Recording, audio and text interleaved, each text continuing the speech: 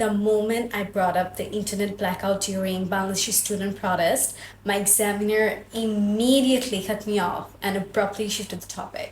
Then when I knew, like, shoot, I shouldn't have brought up any sort of controversial topic, and I was like stunned for a few seconds. Just like some silly mistakes that I made, I would like to share some more that resulted me getting lower band score than my usual mock test scores. I used to get a perfect 9 on my mock test. So I would also share some tips that how I used to get that.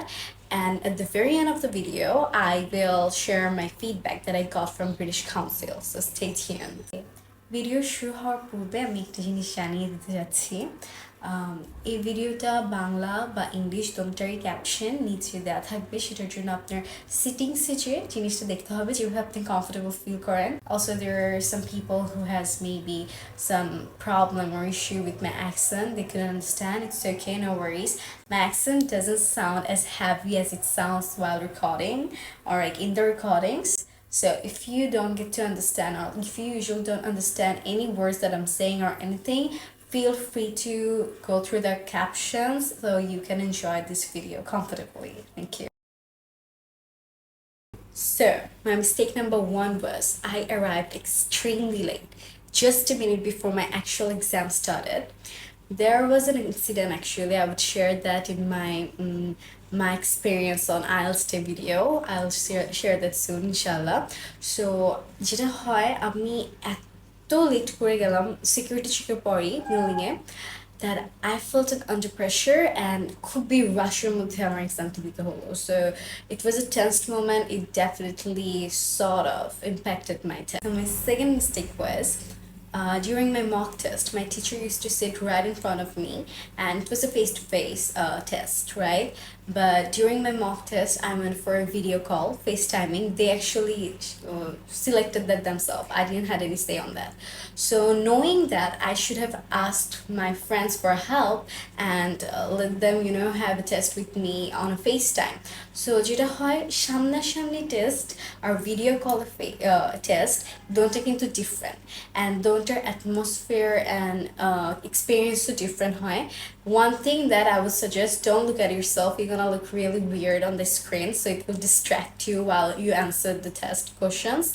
So যেটা হয়, ওই সময় আমার উচিত ছিল আমার একটা ফ্রেন্ডের সাথে FaceTime practice করা, but I didn't do it, so it was my second mistake. So my third mistake would be, all the time my mock tests were taken by one sir only, and he used to also take my regular classes. I was feeling very comfortable and confident in front of him because I knew he know my English levels and everything, and I mostly gonna end up getting good marks because I was, again, really confident with him. But on my main mock test day, there was an Indian lady, most probably she was a foreigner, so I actually got that through her accent. And so I felt a bit hesitant that, oh my gosh, I'm not used to getting anyone else taking my mock test except for my sir. So it also resulted a few bad points, I'm gonna say. It just made me feel a bit hesitant. So in your case, you should practice your mock test or like your test in general with different people. It will help you to adjust. Okay, and my fourth mistake, I would say it's a bit crucial. My answers seemed memorized, especially my intro. Let me tell you how. So prior to my main exam, I had around 6 mock tests taken. And in all of the mock tests, they're gonna ask you one general question about yourself and where do you live and what's your occupation, like that, right? So as every time I was getting asked this question, I, in my head, made an answer and added a fun fact about where I live. It was something like, oh, I'm from Bangladesh. I'm from Bangladesh. It's also in CDG. CDG is known as a port city, and my actual area is like where I actually live. It's in Halishahar. Halishahar, known as a small city within a big city, something like that. I don't exactly remember it now, but it was something like that. So she thought maybe it was memorized because I had a paper in my hand which is for part 2, which was blank. She thought maybe I written down the answer there. She asked me to put that down, and I felt like through her expression, she was also thinking that it's a memorized answer. And when your examiner gonna think it's a memorized answer, she gonna lower your marks. What I would like for you to do is Try to sound as authentic and as natural as possible. Don't write down or don't memorize any answers. Doesn't matter how many times you were asked that before. Okay, so my mistake number 5 is, as I knew that my intro sounded a bit more rehearsed, I want to make my entire test sound way more natural and authentic and native, right? So I give lengthier answer for part 1. Usually in part 1 you tend to answer to the point, and a bit more maybe fun fact you can add here and there. I would add all the tips like how I usually structure my answer in my tips part, no worries. But here what I give was I added so many unnecessary details. So see, she sort of wanted me to cut me off, but she didn't do it out of politeness. I feel like she went to on the next, she was trying to give me hints, but I was like, no, I'm gonna talk because I want to make it sound as natural as possible. So I kept talking. Don't do that, okay? In part 2, the opposite happened. I was asked about a topic that I'm unfamiliar with, which is tree. I know tree is a very basic topic. Everyone know a few about trees, but I am very uneducated when it comes about trees because I don't have much ideas, honestly. So after this entire test, I took myself on nurseries so I can get to learn more about trees. Apart from that, what happened is my question was, what's the most popular tree in your country, and some other bullet points, right, and cue cards. Usually when I go for mock test, my part 2 questions comes from my experience, and I didn't have any experience about trees. So I ended up answering mango trees, as mango is one of the most popular fruits in our country in general. And also I added a bunch of scientific topics like, it helps us getting more oxygen and blah blah blah. So many things when they ask me about the benefits. I answered all the things I know goodly, or like I would say it in proper way, but I didn't know much. That's the issue. Even in my head I was like, oh, maybe this is not called mango tree, it's called something else. So I was really confused. So I couldn't even hit up the 2 minutes mark. It felt really bad, and I was put off after that, honestly. So my suggestion for you would be, try to look out for all the things around us. Maybe it's very common, but we have not much idea of it. Anything like that can come up. Try to make a concept out of it, okay? My 7 number mistake would be, I couldn't follow my usual structure when I answer in part 3. In my mock test, I couldn't do that because I was getting cut up again and again. No worries, I'll share all my structures during my tips criteria, and so don't worry for that. And what happened was, during part 3, whenever I wanted to answer, I was getting cut off again and again for some reason. I still don't know why it happened though, but even when I finished my exam, everyone's like, you finished up so early, so I feel like I didn't have much time to answer my part 2 questions as much as I had for my part 1. This would be one of the reasons that resulted me getting sort of lower marks than my usual mock test. My mistake number 8, as I already told you at the beginning of this video, that I was cut off during the protest blackout, internet blackout moment, my answer, that part, that made me sort of felt overwhelming. I was thinking that, oh my gosh, I was getting cut off so much. It made me feel underconfident a bit during that moment. So I would suggest to avoid any sort of political topics while you give the answers. Okay, so this is gonna be the setup for the rest of the video. The sunlight has completely demolished, it's gone. So this have to do, I wanna keep it as subtle as possible. Not intense lighting, not intense nothing. The only intense thing gonna be today is my makeup. Whatever. So, okay, my last mistake I would count as cohesive devices and idioms. I didn't get to use actually as much as cohesive devices and idioms I used during my actual mock test. Osho Mami, I learned like a bunch of idioms such as simple ones, once in a blue moon for rare things, and piece of cake, or killing 2 birds with a stone, something like that, simple. But I learned a lot and I got to use those during my mock test, but I didn't get to use those in my actual test, as I said earlier. Why? Are those necessary? it's not obligatory, but I feel like it definitely helps us sound more native. So I would say, all in all of those mistakes definitely resulted me getting a lower band score than my usual. So hopefully you guys won't make that mistakes. That's why I made this video. And now I'm gonna share you the tips that helped me get band 9, a perfect score for my speaking test during my mock test. Let's go, shall we? For tip number 1, I'm going to share the entire structure or pattern I used to follow for part 1, part 2, and part 3 while I give my answer. So for part 1 used to be, I wanted to add fun fact or something interesting about each of the topics I'm going to talk about. Well, it usually has to be very simple and sweet, your answers in part 1, so it's better if you add fun fact with it and stick with only one answer. And for part 2, I used to go with the cue card points. I used to use them as my bullet point answers. Usually in your answer you don't need to follow cue card points, or like the questions you don't need to obligatory or necessarily answer those in order to get a full marks. However, I used that because it helped me to organize my answer in part 2.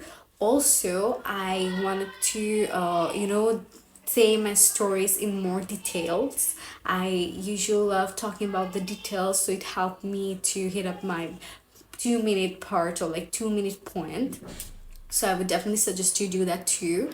And in my part 3, I had a specific structure, which was when I was asked about a topic, first thing first, I used to add one-sided opinion of some people and the opposite opinion of other people's, and then my opinion, what I think about it, and an example. I always used to add an example on my point of view. So it would be my tip number 1. Okay. My tip number 2 would be don't. And I mean, don't follow any specific grammatical sentence structure. For example, one of the instructors of mine used to suggest us that we should go for adverb only, like we should answer in more adverb tones, or we should say some sort of hook topic or like hook sentence or something. I don't actually remember, but it was something in grammatical order. I mean, those are not completely unnecessary. However, if you get worked up on so much so on grammar only, you will lose your fluency and coherence. So it's better to stick with more fluency and talk as natural as possible. I know you will get 25% from grammatical accuracy and 25% from fluency, but honestly, if you think so much about grammatical orders, you will completely lose your fluency. So don't do that. Okay, let's move forward to tip number 3. My tip would be, I used to use ChatGPT as my buddy, like my best friend, my talking buddy. Usually what happened, I talk with my friends in English most of the time. We have like conversation either in English or Bangla or Bangladesh, whatever, when you're very chill, you don't care much about it, right? But I see maybe they were not fully comfortable speaking all the time. I understand, it's understandable, especially when you're not talking on text, right? So if you want a partner in Bangladesh, I would say ChatGPT gonna be your best friend. That's how I used. I recommended everyone like that, but the feedback you're gonna get, the marks especially, won't be as authentic. However, it suggested me that I might get a 7, and I ended up getting a 7, so coincidence. But no, I would generally suggest you to speak with it like your therapist, your buddy, or you can ask this ChatGPT to take an test, but also remember to change the voices. You can go for a woman, man, or different voices. It's gonna help you, it's gonna make you feel like you're taking mock tests from, like you're getting asked questions by someone else or like different person each time. So it will make you feel comfortable from getting asked questions by anyone in general. I suggested that to my instructor, my other buddies, and anyone who wanted to, who were asking for suggestion for speaking. I suggested everyone to use ChatGPT. It's gonna help you to improve your English conversation for sure. Number 4, I used to practice over call. with my buddies, with my friends. I used to give them all those pictures of speaking test questions from my book, Cambridge book, which I never practiced before. And I used to ask them, just pick one and ask me anything you want. That's how I used to practice with them. I listened to a bunch of Band 9 tests from IELTS Advantage. That YouTube channel honestly helped me a lot through my entire IELTS journey. I used to listen to their all the tests. Also used to answer all the questions that the instructor were asking the students. I used to answer them my way. It helped me a lot to practice myself as well. Another channel I would suggest would be BBC. Their BBC English 6-minute box, something like that. That podcast helped me to get used to with lots of different accents, because I didn't know where my instructor would be from, what their accent would be like. So it's better for you to get used to with different accents. I mainly use that to practice my listening. So it also ended up helping me with my speaking. So this tip was given by my instructor. He told me to think in English. You know, when we look for an answer in our head, you should think in English, not in Bangla and then translate it English. It will mess up with your head and you might speak a few words in Bangla here and there. You know, it can happen. So it's better to always think in English, even when I pray to my creator, when I ask for something, I speak out like I think in English that time. Even it's not just for this purpose, you get used to it. You know, at certain point you get used to it. If you want to get more fluent, it's better for you to even in your head speak in English, you know, not just through your mouth or verbally. Last but definitely not the least tip would be, you have to practice as frequent as possible.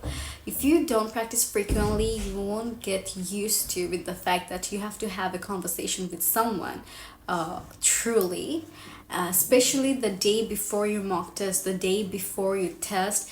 On that day, do not watch any movies in other languages. I would suggest you to watch movies, or you know, create an environment that's everywhere in speaking in English so you get used to with it.